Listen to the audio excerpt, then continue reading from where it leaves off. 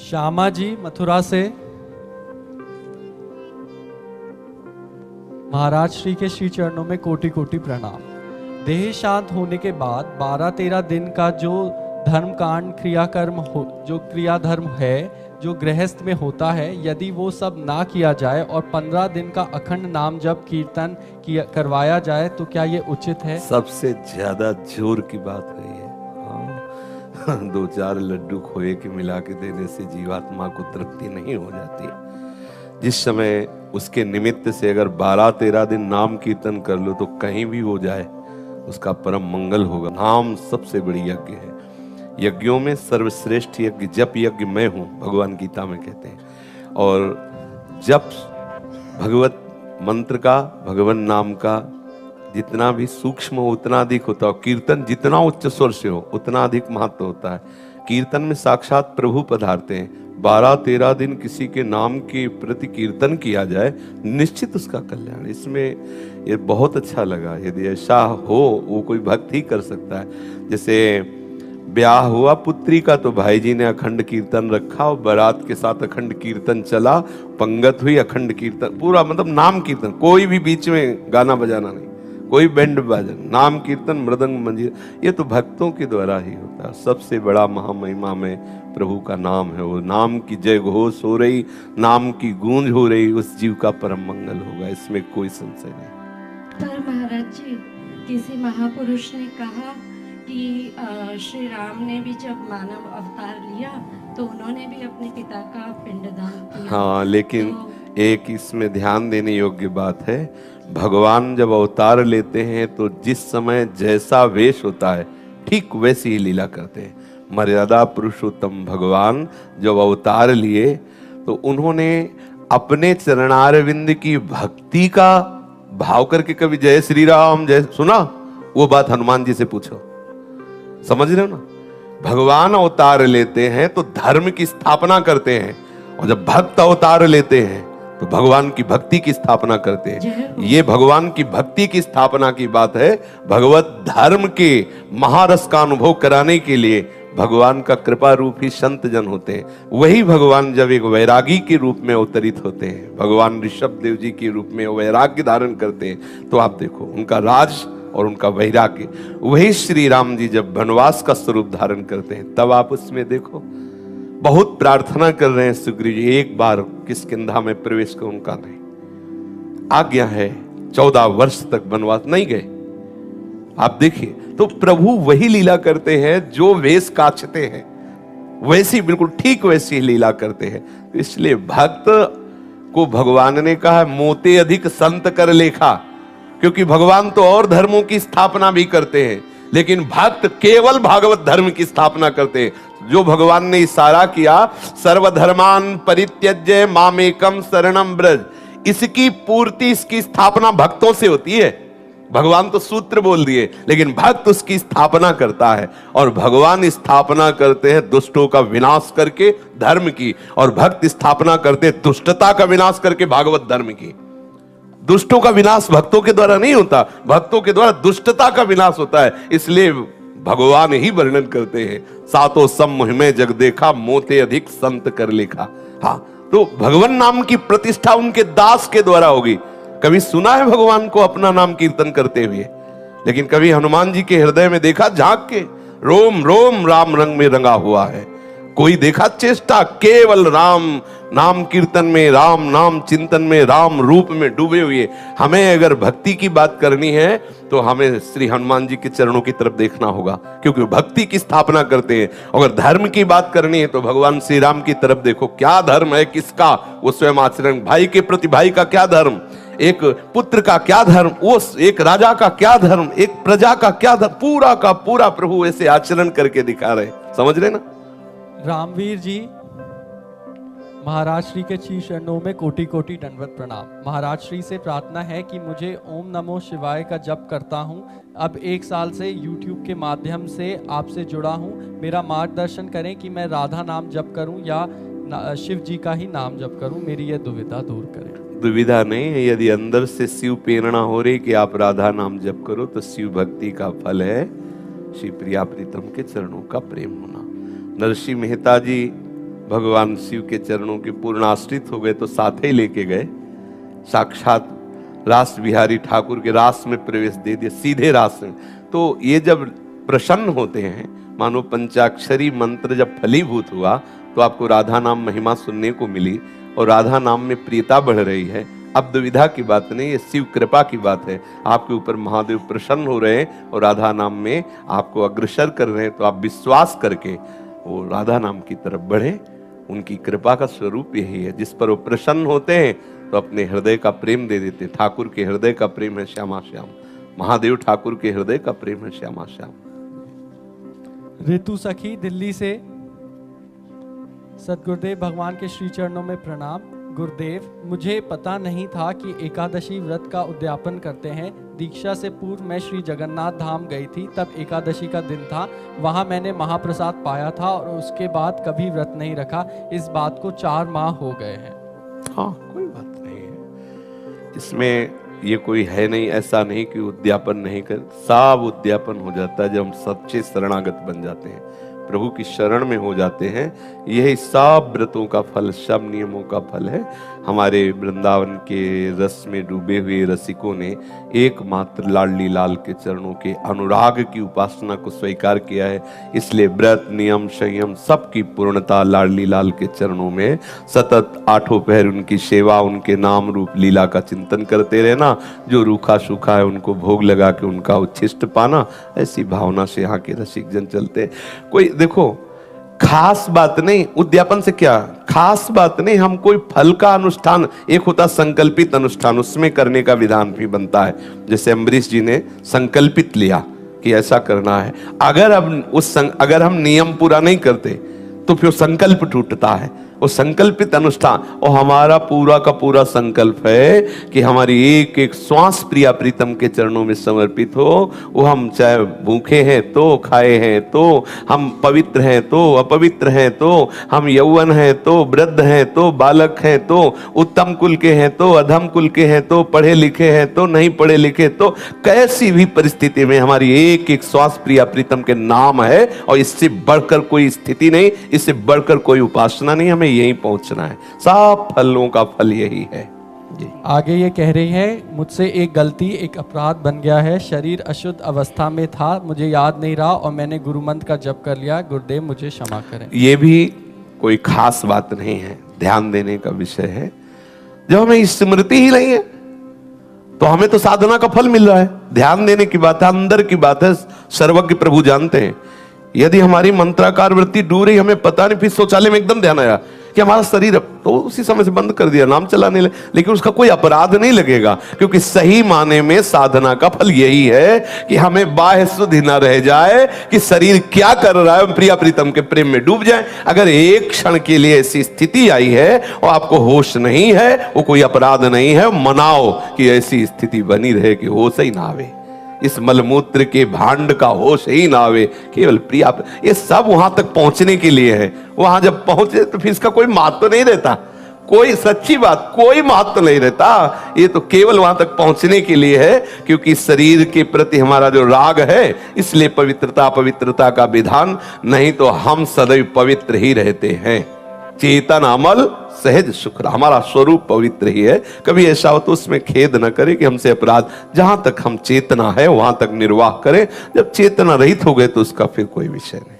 आगे ये कह रहे हैं, प्रभु मेरे साथ हैं, इस बात से मैं निर्भय और आत्मविश्वासी बन गई हूँ। गुरुदेव, क्या ये बात दैन्य होने के विपरीत है? नहीं, इसकी ठसक होनी चाहिए, इसमें दैन्यता नहीं, इसमें ठसक होनी चाहिए। हमारी लाडली जो, हमारे प्यारे, देखो कैसे बात कर रहे हैं सनातन जी। बिल्कुल नहीं करूंगा, तुझे जो भावे सो कर, चाहे गर्दन उतार दे। ये अहंकार थोड़ी बोल रहा है, ये भगवद आश्रय बोल रहा है। तू बादशाह है, तेरा हुक्म होते ही मेरी गर्दन उतार दी जाएगी, जानता हूं, लेकिन नहीं करूंगा राजकाज। श्री कृष्ण को जीवन दे दिया, तुझे जो मन भावे सो कर। ये अहंकार नहीं है, ये हमारी भक्ति का रंग है। और यह अभिमान सदैव बना रहना चाहिए। हमारे प्रिया प्रीतम श्यामा श्याम, अस अभिमान जाय जन भूरे। एक अंतःकरण धर्म में जो अभिमान होता है, जो भोगों के प्रति, संपत्ति के प्रति, शरीर के प्रति, विद्यादि के प्रति, वो निंदनीय है। जो प्रभु के प्रति लेकर हम होता है, वो विशुद्ध सच्चिदानंद होता है। और वो अहंकार निंदनीय नहीं, वो बंदनीय। गोस्वामी तुलसीदास जी तो मांग रहे, अस अभिमान जाय जन भोरे, मैं सेवक रघुपति पर। ये भूल करके भी अभिमान कभी ना जाए, अर्थात सदैव बना रहे। हमारे यहाँ कहते हैं हम श्री श्यामा जू के बल अभिमानी, टेढ़े रहे मोहन रसिया सो। तो ये वो निंदनीय बात नहीं है, आनंददायक है। श्रद्धा जी बरेली से, महाराज जी के श्री चरणों में कोटि कोटि नमन। महाराज जी, कभी कभी मन में आता है कि वृंदावन के निर्जन स्थानों पर जाकर भूमि, वृक्ष और लताओं से लिपट लिपट कर रोऊं, किंतु यह विचार बिजली की कौंध के साथ चला जाता है। इसके स्थायी रहने के लिए क्या करें? वृंदावन रज का सेवन करो, ठाकुर का चरणामृत पियो, वृंदावन के रसिकों के चरित्र पढ़ो। जो वृंदावन रजोपसेवी हैं वो रंग आ जाएगा, स्थायी रंग आ जाएगा, विकलता आ जाएगी। लवकुश जी दिल्ली से, बबली जी बरसाना से, महाराज जी के चरणों में दंडवत प्रणाम। गुरुजी, मैं और मेरे माता पिता 3 साल से परेशान हैं। मेरे को एक पीपल के पेड़ से भूतनी लग गई है। वो रात को रोज 11 से 2 तक हमारे पास आती है और बहुत भयानक रूप दिखाती है। और ढाई कुछ कहती है क्या? मैं तुझको मार दूंगी। तो तुम कहा करो मैं तुझको तार दूंगी। मैं लाडली जू की नगर की हूँ, लाडली जू की हूँ, तू कैसे मार पाएगी? बच्चा, कोई ऐसा सामर्थ्यशाली नहीं है कि लाडली जू के ग्राम में, लाडली जू के नाम में लगा हो उसे कोई भूत भूतली लग जाए। सच्ची बात यह है, इस बात को सब स्वीकार नहीं करते। सब भगवान ही है, उनके सिवा कोई नहीं। ये भूत प्रेत जितनी योनियां है ना, मेरा ठाकुर नाटक कर रहा है, ये बात मान लो। नामदेव जी के सामने लंबा चौड़ा भूत प्रकट हुआ, बोले आओ लंबकनाथ प्रभु आप ही आए। अले वहां भी ठल प्रकट हो गए, क्योंकि वही है। पंखे में, बल्ब में, हीटर में, फ्रिज में यंत्र के आकार के कारण उस बिजली का प्रभाव बदल गया। एक बहुत गर्म कर रहा है हीटर, और उसी बिजली से एक बहुत ठंडा कर रहा है, इतना ठंडा कर रहा है कि पानी बर्फ हो गया। एक है जीवन दान दे रहा है, छू जाओ तो जीवन ले ले, वही बिजली। बिजली में कोई अंतर नहीं। ऐसे ही श्री कृष्ण रूपी बिजली सब अनंत ब्रह्मांडों में व्याप्त है। हम उधर देखें, जब कोई भयावह स्थिति आवे उस समय आप चिंतन करो मेरे प्रभु पधारे हैं। बिल्कुल नहीं। और ये तुम विश्वास कर लो कि राधा किशोरी के नगर में जन्मी, उनकी सखी हो और राधा राधा जिभ्या से कहो, कोई छू नहीं सकता। बच्चा, बिल्कुल कोई नहीं छू सकता। आज से तुम डरना मत, पक्का। और जब तुम्हारे सामने कोई आए तो जोर से चिल्ला के कहना लाडली किशोरी राधा, फिर हमें बताना। करना तो तुम, ठीक है, ऐसा करना और फिर हमें तुम बताना। अगली बार आना, बताना भूत कैसा है, कहां है भूत, ठीक है। जब गंगा किनारे भ्रमण करते थे ना, तो काफी वर्ष गंगा जी की प्रदक्षिणा में किनारे किनारे व्यतीत हुए। नई अवस्था, तो जैसे कभी मन भयभीत करता ना कि यहाँ स्मशान है, कुत्ते लाश खा रहे हैं, कोई साथी ने बड़ा संन्यास मार्ग में, तो तत्काल चिंतन आता, जब सर्वम खलमिदम ब्रह्म, तो भूत की सत्ता कहां है? मन कहता नहीं है, तो वही स्मशान में जाके बैठते, बैठ दिखा कहां है, कौन है, क्या है। सही कहते हैं, पूरा जीवन पीछे का जो सन्यास का, पूरी गंगा जी के किनारे किनारे भ्रमण करना, कुछ यमुना जी का भी किनारा इछावर आदि के लिए, महा स्मशान काशी, जहां 1000 लाश रोज रखी मिलेगी, सैकड़ों चिताएं एक साथ जलती है। भगवान भूत भावन कैलाशपति की नगरी जो महा स्मशान कहा जाता है, आप जाकर के देख लीजिए। मणिकर्णिका घाट में ऐसे लाशें रखी जैसे फूल मालाएं, और वहां चिता जलती ही रहती है। और उन्हीं घाटों पे कभी ऐसा नहीं हुआ कि भय लगे। भय तब है जब आप स्वीकार कर लो। अभी आपको भयभीत कर दे कि जरा सी हवा लगी पर भूत भय, आप देख लो, बिना मतलब के भूत आ जाएगा आपके दिल, आवाज भी आने लगेगी। ये मनीराम बहुत विचित्र है, आपको बिल्कुल लगेगा कि कहीं कोई ऐसा नहीं। एक योनि है, भूत योनि है, जो कर्म बिगड़ जाने के कारण, जैसे धुंधकारी प्रेत योनि को प्राप्त, ऐसी योनि है। वो अपना कल्याण करने के लिए भगवत भक्तों के सामने आते हैं, भयभीत करने के लिए नहीं। जैसे भाई जी से हनुमान प्रसाद पोद्दार जी समुद्र के किनारे बैठे हुए नाम जप कर रहे थे, तो देखा कि एक पारसी पोशाक धारण किए हुए कोई सम्माननीय व्यक्ति खड़ा है। तो भाई जी मालापुरा के बोले साहब बैठ जाइए। तब वो ऐसे सांस ली और बोले आप बोले तो मेरे को हिम्मत पड़ी, डरना नहीं। तो भाई जी ने कहा हम क्यों डरेंगे? बोले मैं पुरुष नहीं हूं, मैं भूत हूं। तो एक बार तो भूत सुन करके लगता है कि भूत, तो भाई जी ने कहा कोई बात नहीं, भूत है तो आप यहाँ क्यों आए हैं? तो उनका मुझे पता है कि यदि आप चाह लोगे तो मेरा उद्धार हो जाएगा। तो उनका आप बताइए फिर आपका उद्धार कैसे होगा? मैंने जो भी भजन साधन जो भी शास्त्रों का स्वाध्याय किया, आप बताइए मैं उससे मार्ग ढूंढूं। तो उनका गीता पढ़ने से मेरा उद्धार नहीं होगा क्योंकि गीता मुझे कंठस्थ है। भागवत पढ़ने से मेरा उद्धार नहीं होगा क्योंकि भागवत मुझे कंठस्थ है। मैं कोई साधारण प्रेत नहीं हूं, मैं प्रेत लोक में भी बड़े सम्मान से रहता हूं। तो थोड़ी बात बिगड़ गई है इसलिए मैं प्रेत योनि को बन गया हूं। आगे बड़ा चरित्र है, भाई जी ने उनका उद्धार किया। बहुत सी प्रेत योनि की घटनाएं, कौन कौन प्रेत योनि में गया, कैसा कैसा, बड़ा उसमें विवरण है। तो ये एक प्रेत योनि है जो उनके कर्म बिगड़ जाते हैं। जैसे नंदगांव में गुफा में एक संत भगवान भजन करते थे तो पीछे से आवाज आई, बाबा थोड़ी जूठन दे दो। तो मुड़ के देखा कोई दिखाई नहीं दिया, एक कुत्ता दिखाई दिया।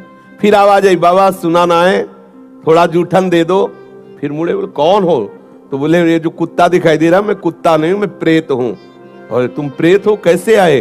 बोले मैं नंदगांव में नंदालय में ठाकुर सेवा करता था, ठाकुर जी के लिए अमनिया भोग आया, बिना भोग लगाए उसका प्रयोग कर लिया, उस अपराध के कारण मैं प्रेत बना हूं। मैं तुम्हारे पीछे कुत्ता का रूप धारण करके इसीलिए आ रहा हूं कि यदि तुम थोड़ी रोटी खा के जूठन दे दो तो मेरा अपराध खत्म हो जाए और मैं मुक्त हो जाऊं। बाबा ने कहा तुरंत लो, तो संत जन कृपा लो। तो ऐसा होता है, कोई न कोई कर्म बिगड़ जाने से ऐसी स्थिति आती। पर यह विश्वास रखना, हम अपने जीवन के अनुभव की बात कहते, ऐसे टच नहीं कर सकता कोई। त्रिभुवन में चाहे जितना बड़ा ब्रह्म राक्षस वेताल कोई भी हो, कोई स्पर्श नहीं कर सकता। यदि आप नाम जापक हैं, चाहे वो राधा नाम कृष्ण नाम कोई नाम जप कर रहे हो, नाम जापक को स्पर्श नहीं कर सकता। ऐसे कई घटनाओं में हमको दिखाई दिए हैं, ऐसा देखा है। वो निर्भय होकर, कोई भय नहीं लगा, ऐसा देखा। जैसे एक बार 3 बजे हम शौच के लिए कमंडल उठाया तो जंगल में जाना होता था, कोई शौचालय की ऐसा, वो तो अभी कुछ वर्षों से शौचालय का ऐसी व्यवस्थाएं बनी नहीं। तो ग्रामीण आदि देशों में कहीं शौचालय पूरे नगर में नहीं होती थी, वो तो अभी व्यवस्थाएं हुई।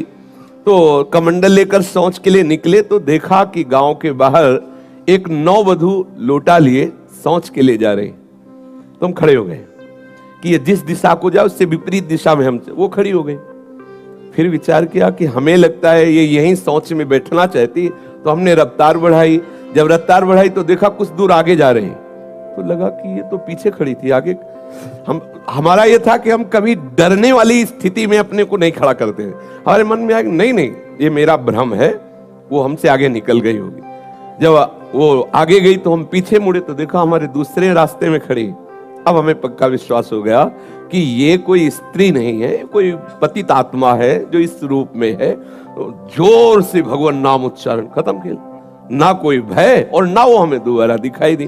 तो हमने जीवन में देखा है कि अगर कहीं ऐसी प्रेत आत्मा आदि हो, वो आपको परेशान नहीं कर सकती। आपको जैसे गोकर्ण के सामने धुंधकारी प्रकट हुआ, कभी वो अग्नि बनता, कभी वो ये बनता, कभी भेड़ बनता, कभी सिंह, समझ गए अधोगति को प्राप्त। लेकिन कोई ऐसा नहीं कि उनका अनिष्ट करे और रो के कह रहा था कि मेरा उद्धार कर दो, मेरा कल्याण कर दो। तो ये प्रेत आत्माएं भगवत धामवासी, भगवान नाम जापक वैष्णवों के प्रति अपना कल्याण करने के लिए आती है। किसी को भी कभी घबराना नहीं चाहिए। यदि कभी ऐसी परिस्थिति हो तो उच्च स्वर से नाम कीर्तन करने लगना, विश्वास करना, तुम्हें छू नहीं सकता कोई। ये हम इसलिए सत्ता नहीं मानते। जैसे कभी कोई प्रश्न करता है तो कह देते मेरे भगवान ही भूत रूप में आए। ये एक स्थिति है, एक भावना की स्थिति जो सत्य भावना है। वासुदेवा सर्वमिति, तो सब प्रभु ही है और सच्ची बात सब प्रभु ही है। लेकिन ये जो अगर हम उस स्थिति को नहीं पहुंचे तो पक्का समझ लो कि अगर प्रेत योनि का कोई भी जीव तुम्हारे सामने आता है और तुम भगवान नाम जप कर रहे हो तो तुम्हें कभी परास्त नहीं कर सकता। जहां कहीं भय लगे तो उस समय ना भयभीत होना, ना मौन रहना, चिल्ला के बोलना राधा राधा राधा राधा। ठाकुर वहीं खड़ा मिलेगा और जहां ठाकुर हो वहां किसी की और ठकुराई चल नहीं सकती। इसलिए निश्चिंत रहे।